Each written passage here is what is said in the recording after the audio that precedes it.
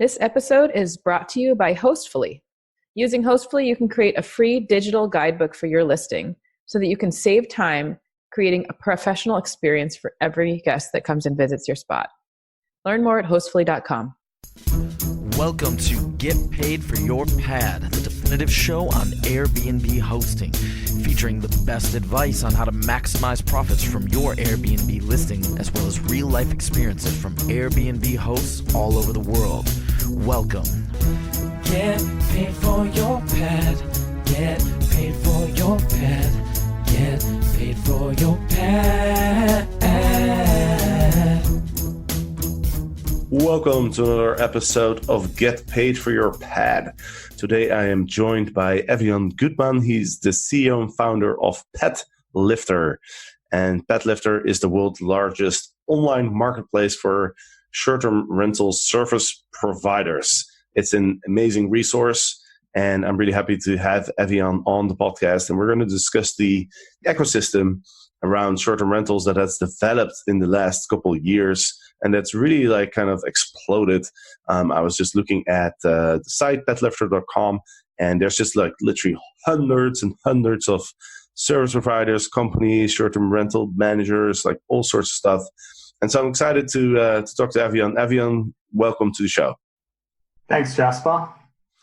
So let's talk about the ecosystem. I remember in 2014 where I first heard of a company called Beyond Pricing, and that was the first company that I found that was a service provider in the Airbnb niche. Back then, I didn't think of other platforms so much. I thought it was really just Airbnb. And so I thought it was so cool that there was a company that just serviced Airbnb hosts. I really didn't think that was possible, but it was. And now there's hundreds and hundreds of companies. What are your thoughts on the ecosystem and how it's developed over the years? Yeah, that's a good question, Jasper. And it's funny that you give that example, because I think that for anyone who's sort of been in this space for a while, especially anyone who's been hosting their property on short-term rental sites for anything more than a couple of years, would probably be familiar with companies like Beyond Pricing and other companies that I vaguely describe as the granddaddies of the industry.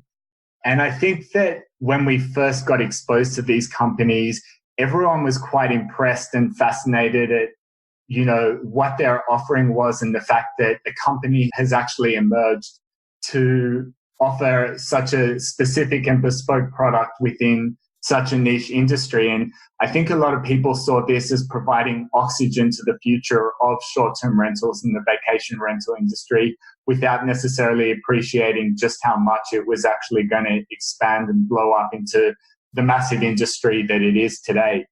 If we think back to where this all started, the number of subsectors or sub-industries that really existed were not necessarily more basic and limited, but a bit more traditional in the sort of products and services that they were offering. So something like a dynamic pricing tool was seen as quite revolutionary in terms of what had ever existed before. One of the common ideas that gets talked about quite a lot these days is that vacation rentals itself isn't a new concept. It's been happening for many decades. And it was really that explosion that probably got triggered at a much broader social level with the rise in popularity of Airbnb that, I guess, put short-term rentals on many more people's radars and brought them into this world, and the idea that they themselves had the opportunity to rent out their spare room, put their property up, and they themselves could potentially become a replacement for a traditional hotel. I think we've seen over the last few years that it's not just about Airbnb anymore, and the many alternative booking platforms and OTAs that now exist and options for vacation rentals has really exploded. And I think we're seeing more and more of that as we look at the increasing number of services and subsectors of the industry that now exist to service that growing demand. And the sort of companies we're seeing sit across a whole range of new and very innovative services. I think the number that gets thrown around is There's something like 115,000 vacation rental companies worldwide. Some of these are new startups. Some of these are established businesses. But the key takeaway here is that they're cutting across a whole range of different dimensions of the end-to-end hosting process and industry. So, we've got property managers, we've got property management software, we've got dedicated short-term rental cleaning and turnover services. There are special copywriting and listing optimization services. We're seeing the growth of data and investment support services, something that never existed before, things like key exchange services specific for short-term rentals. Even traditional industries are being disrupted and giving a new facelift. So something like insurance, now there's special short-term rental insurance policies. All of these are great examples of how many new opportunities have been created for companies that are either doing something brand new or doing old things in a new and innovative way, specifically to take advantage of this newfound short-term rental opportunity. You said 115,000 short-term rental companies. I've definitely heard that number before. And I was wondering when I heard that number, how many of those companies are property managers and how many of these companies are other type of service providers? Yeah, that's a very good question. I think the challenge with this is coming back to the origins of where these numbers originated from. I guess from our perspective, the only way that we're really able to pro-rata or ration or get a sense of a feel for the breakdown of the subsectors that represent the totality of that number is looking at the sort of companies that list on Padlifter. So just for an example, we've got close to 1,000 companies that list on our site, of which just under 25% are property management and concierge companies. And if you think about that, that's probably not so surprising because property management is something that exists to varying degrees in terms of its specificity to the short-term rental opportunity. As we were just talking about before, property management and vacation rentals have existed long before the advent of Airbnb. So the idea that there's a property manager that you're able to entrust with taking care of your vacation rental, meeting and greeting your guests, turning over between guest stays. This isn't something that's new, but I think what's interesting is we're actually seeing the specificity of the offering being very much tailored to short-term rentals. I actually came across some interesting data the other day. It was produced and researched and sourced by a short-term rental data company called Transparent. And what they were doing is looking at the average length of stay for a typical short-term rental stay duration. And if I'm not mistaken, the numbers were in 2015, the average length of stay was 7 days. And each year from 2015 to today, it's been approximately decreasing by 1 night per year. So again, to the best of my recollection, it's currently 4 nights as the average stay for a short-term rental stay. And I guess the key takeaway here is that there's the changing nature and dynamics of why people are turning to the vacation rental industry. And if we think about what we were just talking about before, in terms of the fact that the vacation rental industry itself isn't something that's brand new, what's really changed are the dynamics of why people are traveling and the nature of the travel itself. So if you think about one of the big shifts that's really driven the products and services provided by many of these new short-term rental companies, it's in recognition of the fact that urban travel is actually becoming a much bigger facet of or motivation for why people are traveling. Whereas historically speaking, short-term rentals or vacation rentals was almost the destination that, say, for example, a family would go to find a cabin in the woods, stay for the extended 1 week, and that would be their annual vacation for the year, just as an example. Additionally, the fact that people are gravitating much more so towards urban centers is, I guess, a recognition that short-term rentals are actually becoming replacements of things like traditional hotels or traditional lodging options and accommodation options. And I guess the exciting thing is many of these companies are actually building their products and services specifically around much more unique and specific requirements of the travelers that they're trying to cater towards. That's really interesting, man. Like, have you seen, by the way, that report of the top 10 Airbnb cities that was created by Inkify? Yeah, I have. The one that just got released very recently, right? Yeah. I thought it was really interesting because they actually did a report on the global Airbnb cities, like a whole list of like the top 200 or something, which it's a bit strange because, like for example, the number 206 has only 5 Airbnb listings. And I think there's a lot more cities than just 200 that have Airbnb listings. So I don't know exactly how they did this, but in any case, the top 10 seems pretty accurate. And the top 3, London, Paris, and New York, I think that's been constant for a while. But what I thought was really interesting is that China now has 3 of the top 10 Airbnb cities: Shanghai, Beijing, and Chengdu, which is a city that I'm sure a lot of people have probably never heard of. It's a massive city in China. I think there's like 10 million people living there or something. And there's also 2 Australian cities in the top 10, by the way, Sydney and Melbourne. That's right. I think they're number 9 and 10. That's right. Yeah, that's right. I think if I remember correctly, I did something similar to this report like 5 years ago, I think in 2014. And I remember London, Paris, and New York were in the top 3, but there was no Chinese cities. I think Sydney was also in the top 10, but Melbourne wasn't. So that's kind of interesting that especially China seems like it's grown so much.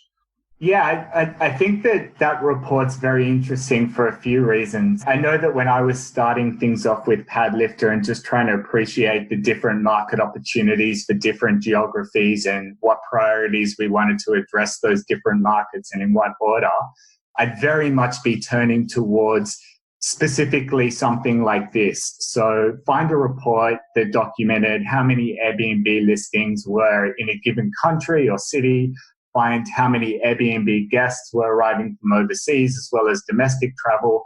And that would sort of be the litmus test for how popular short-term rentals or vacation rentals were in any given locality or geography. I think what's really interesting if we think about the ecosystem we're describing is just the evolution of short-term rentals over the last, I don't know if you want to call it 2 years, 5 years, 10 years, depending on how macro or micro you want to zoom in or out. I guess when I was starting out with all of this, I would use short-term rentals and the word Airbnb synonymously in the same way that, if I cut my finger and I needed a plaster, I wouldn't be asking my friend or family member to pass me a plaster. I'd ask for a Band-Aid. Or if I needed to blow my nose, what do you blow it with? A Kleenex tissue, same thing. I think what we're seeing now is, despite the fact that Airbnb continues to grow in terms of establishing their footprint within the short-term industry, it's no longer exclusively the Airbnb show. I think we can see that not only in the data, but also anecdotally. The more people I speak with, the more they're choosing to list on multiple sites, be they alternative booking platforms or OTAs or wholesalers or meta search sites as well. Whatever this is, basically the industry itself is expanding and growing, and there's a greater recognition that the opportunity isn't exclusively limited to just that concept of Airbnbs as being indicative and reflective of what we're talking about with short-term rentals.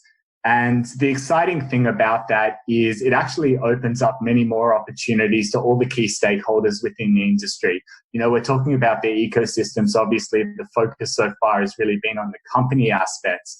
But if you look downstream to how this benefits all the other stakeholders, it provides additional and expanded marketing opportunities to people like you and I as actual individual hosts. So there are more channels and options for us to gain additional exposure with our listings.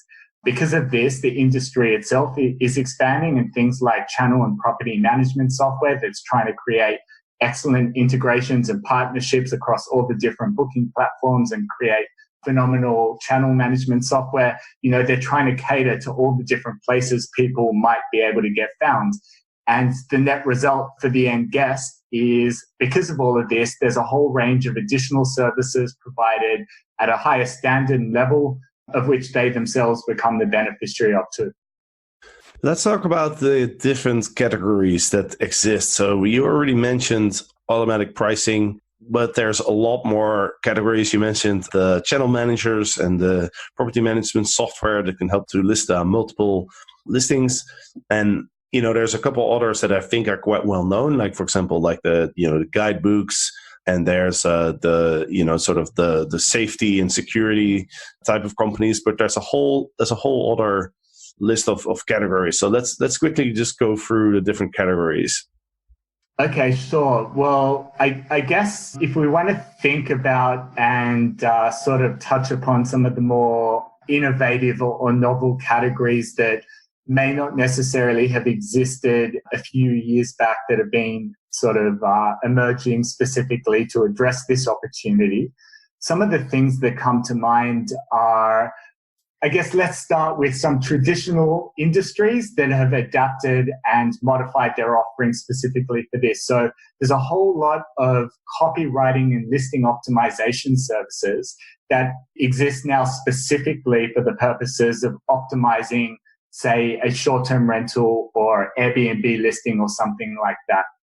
The idea that there's data and investment support services isn't a new industry in and of itself.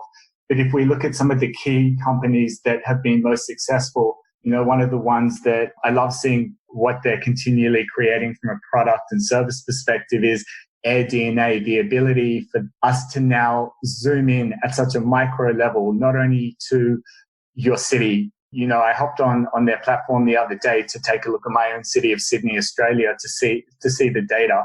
And I was actually amazed at just how micro you can zoom in and actually appreciate things like occupancy rates, seasonality, revenue fluctuations throughout the year within my specific neighborhood and suburb itself.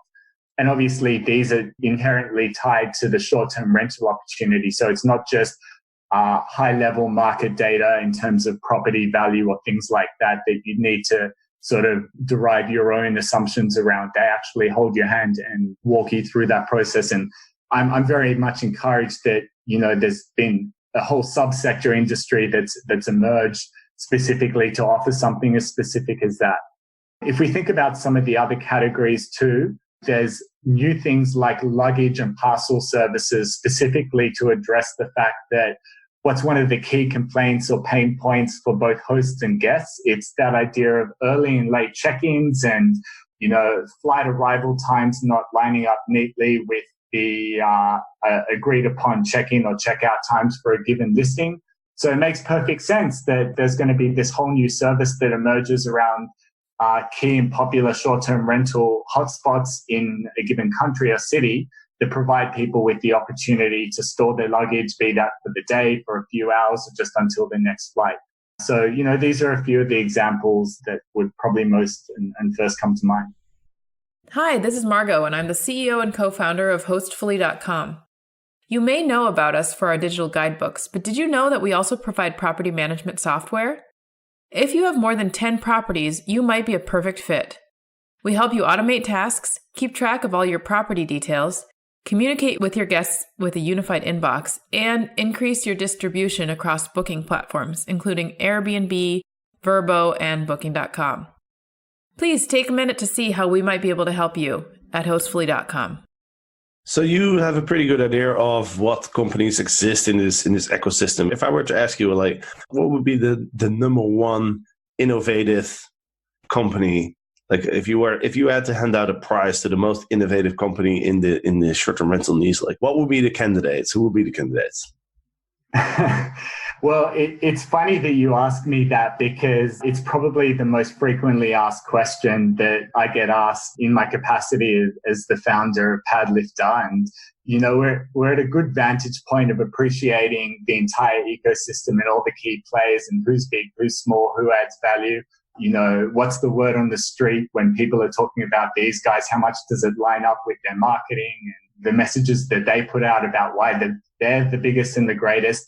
And the truth is, and this isn't just a way of avoiding answering the question, I truly believe that when I look at the different industry subsectors and the big players within each of them, they're really just jigsaw pieces of the big puzzle, because they don't operate in isolation, and it's the intersectionality of how they all come together that might make one better or worse or more relevant or less relevant than another.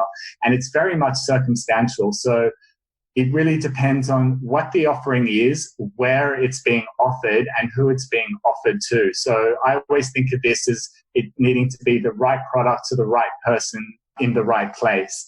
And if you're renting out your short-term rental in Barcelona, and I happen to have a cabin in Byron Bay, so the beautiful country a little bit inland in Australia, just a few hours outside of Sydney, we may have very different requirements in terms of what it takes to optimize our short-term rental, both in terms of the profitability of it, as well as the guest experience that we're able to provide, and also to the extent that to which we actually want to maintain direct hands-on involvement in the management of that. I guess to more directly answer your question, some of the services are a little bit more all-inclusive than others, in the sense that some of the better and bigger property managers are actually trying to integrate many of these subsectors into their actual offering themselves.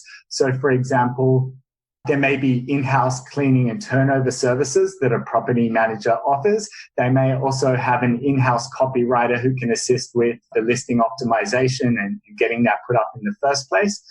And interestingly, even if they don't specifically offer this as an in-house service, we're seeing more and more joint collaborations between different companies and different subsectors.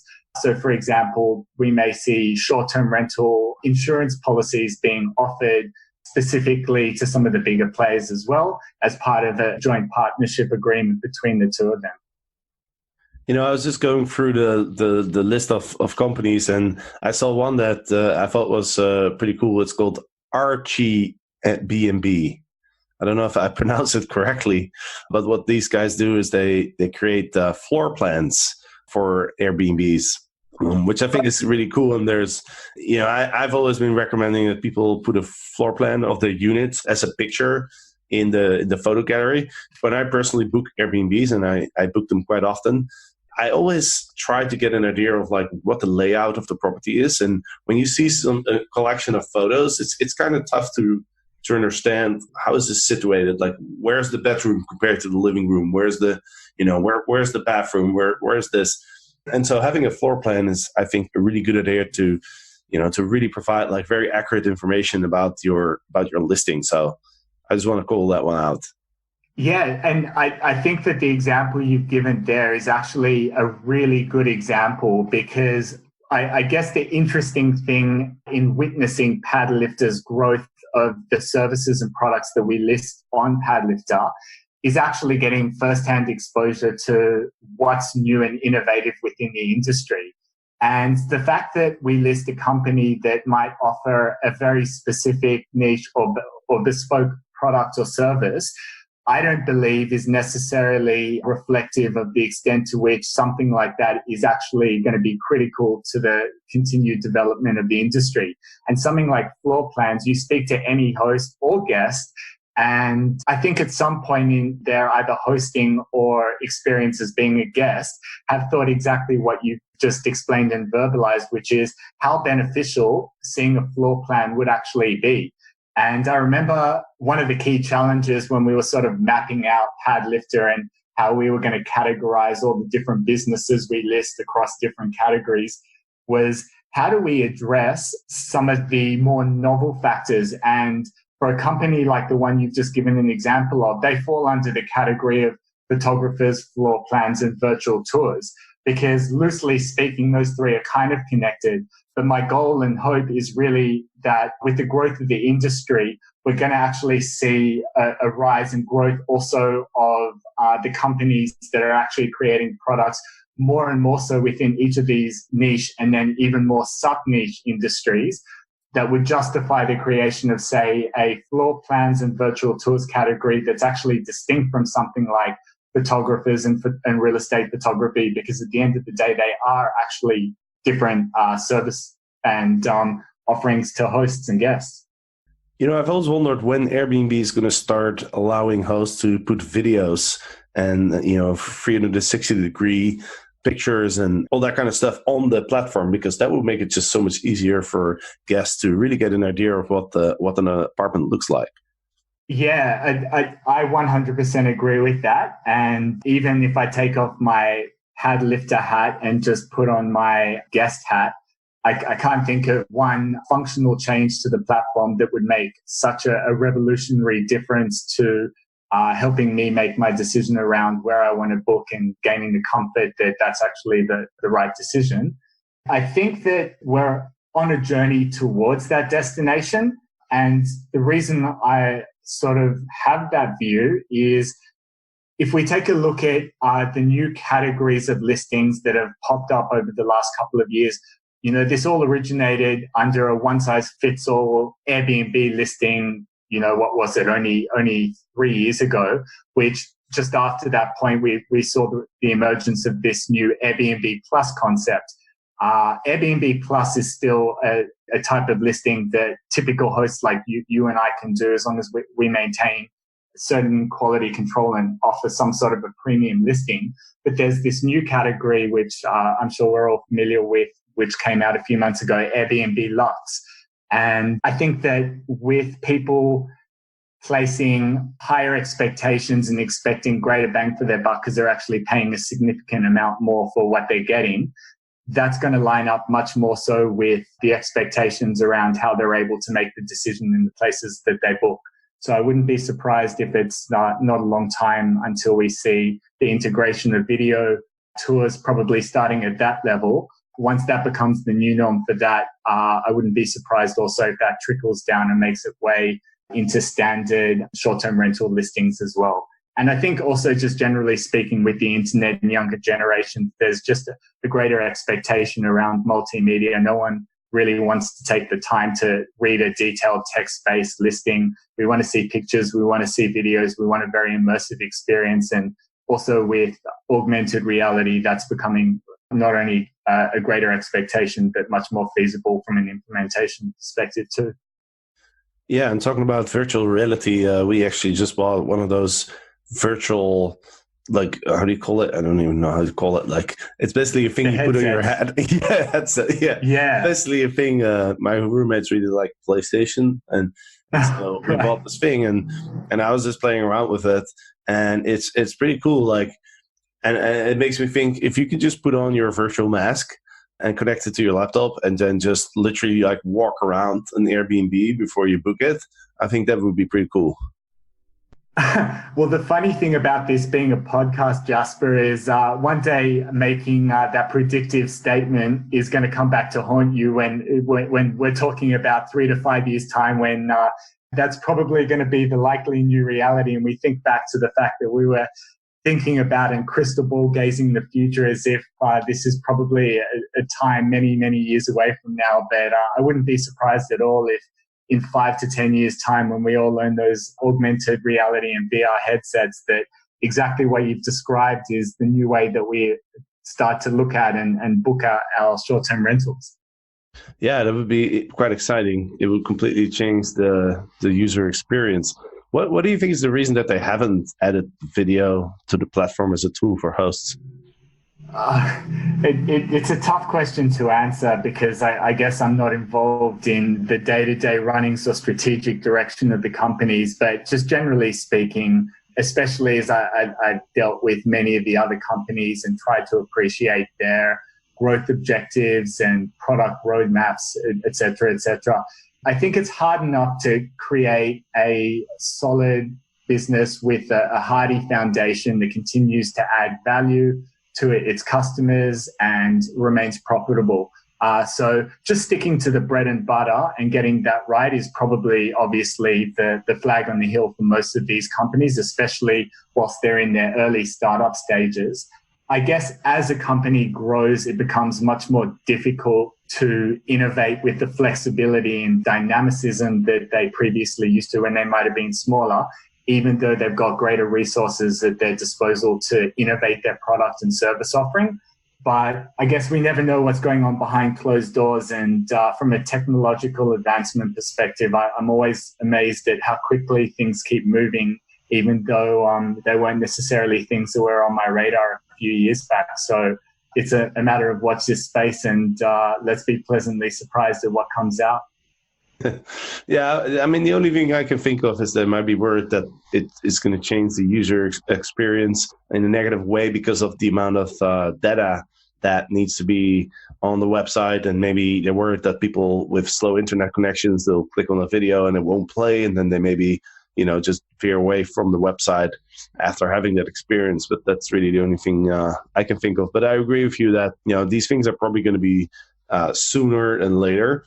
And I think, generally speaking, for Airbnb hosts, I think one thing to take away from this whole discussion that we had about how the industry has changed and where it's going, I think it's really important for hosts to stay up to date on what are the new technologies, what are the new functionalities that are out there that can assist you in your hosting business, and take advantage of those, right? And don't be left behind, but really take advantage of the new tools that are being offered. So with that, Evian, could you explain this a little bit about what PetLifter is, why it was founded, and what you're trying to offer to the industry and to hosts?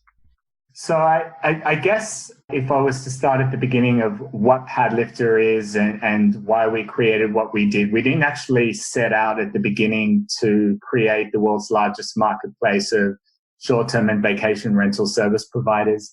Just for a bit of background and history, I actually used to work in management consulting in New York. And when I quit my job there, I took a little bit of time to try to figure out what I was going to do as the next step. And during that time, I was just trying to make a little bit of pocket money doing some basic listing and price optimization services, more or less for friends and family.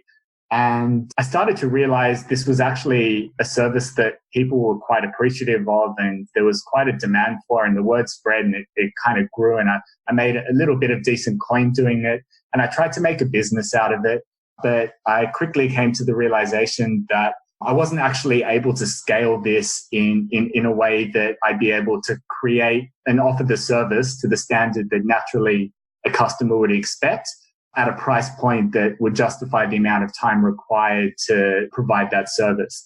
But over the course of, call it approximately 12 months of me doing this, I'd actually built up a lot of industry contacts and familiarity, spoke to a lot of different players across all the different subsectors we've just been talking about, and appreciated that there was a lot of these businesses that were just trying to get off the ground and were struggling to connect with their target customers.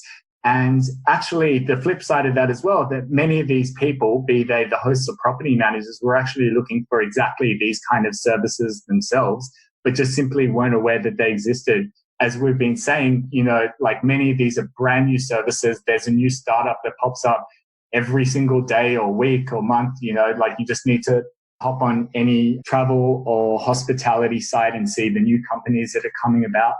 And I realized that what PetLifter represented as an opportunity was the ability to connect all these different stakeholders sitting within the short-term rental industry in a way that they previously weren't connected before.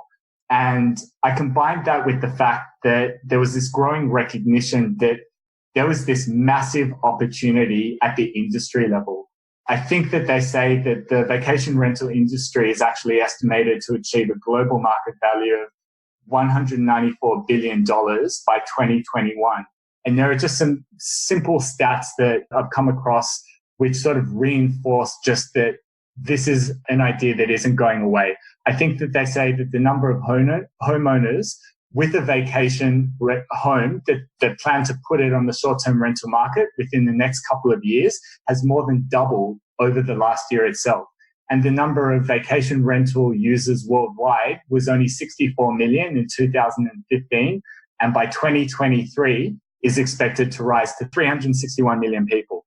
So it's all these things that made me realize there's actually the missing piece in all of this is bringing consolidation at the industry level to all the different people that need to benefit from it. And I guess with Padlifter, what we do is help each of them individually in a very specific way. So if we think about the businesses that list on the site, we connect them with their target audience to sell their products and services. If we think about the hosts that come to Padlifter, we help them simplify their lives and make more money with their properties. And I guess at a higher macro level within the industry, we assist the short-term rental industry by providing consolidation, verification, and reliability.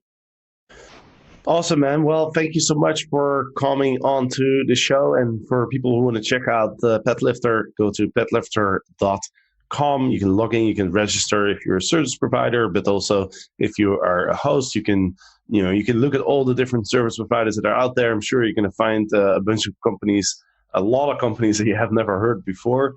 I certainly, every time I look, I see companies that I've never heard of. And there's tons of resources on the page as well. It's definitely one of the best resources that I've come across. And so that's also why I invited Evian on the podcast. So Evian, thank you so much for joining, and look forward to seeing what Padlifter is gonna be doing in the future. A couple of announcements before I finish up this podcast. First of all, there's this VRMA coming up in October that I'm going to be going to in Louisiana, New Orleans. It is October 13 to 16. So if you haven't heard about VRMA, Vacation Rental Management Association, it's a conference that takes place every year. They have several conferences actually. I've never been to one, but now that we're doing short-term rental legends, we're kind of like more in touch with a lot of big property managers that go to these conferences. So I figured I'll go and check it out. If you're interested, check out their website, vrma.org. And of course, I would love to see you there. And we'll probably do a few meetups around the event as well. Evian, do you ever go to these conferences? I haven't actually been to any of the big expos, mostly because unfortunately it goes Mars, Earth, Australia, then the rest of the planets. But our intention is to actually get there for next year. I'm actually getting married in December, which meant that I'm not able to get there for the big ones this year, but we do plan to be at the next batch in 2020. That's another good podcast idea, by the way, like an overview of all these different conferences and events that are being held. I'm actually speaking at another one in London, October 31st to November 1st. It's called Host 2019. That one is free to go to. VRMA is really for property managers. You have to be a member, and the ticket prices are around like $600 to I think $900, depending on if you have a company and like what size of your company and if you're a member, etc. But Host 2019 is actually free. So that one's in London. But also I wanted to announce that next week I'm going to have Eric on the podcast, Eric Muller, because me and Eric are actually behind the scenes. We are working on something really, really cool that I'm super excited about. And we're going to talk about what exactly this is. And, we have some pretty big goals with this, and we're pretty confident that we're going to be able to offer something really incredible to the short-term rental community.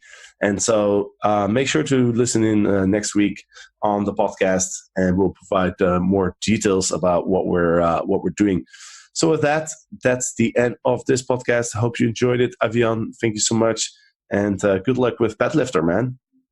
Thanks very much for having me, Jasper. Absolutely. I'm sure we'll have you back on in the future. And to the listeners, thanks for listening, and make sure to check out next week the next podcast. See you then. Bye-bye. Get paid for your pad. Get paid for your pad.